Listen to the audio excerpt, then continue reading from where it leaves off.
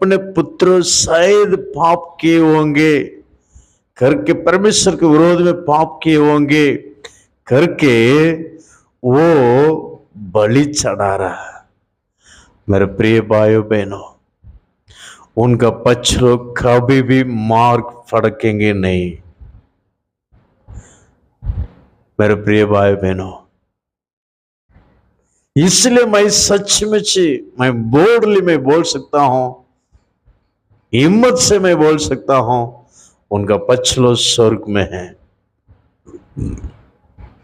मेरे प्रिय भाइयों बहनों, आप लोग अंदर एक सवाल आ सकता, क्या मेरा पक्ष लोग भटकने के कारण मैं है क्या? मैं कारण है, मेरा कारण है क्या?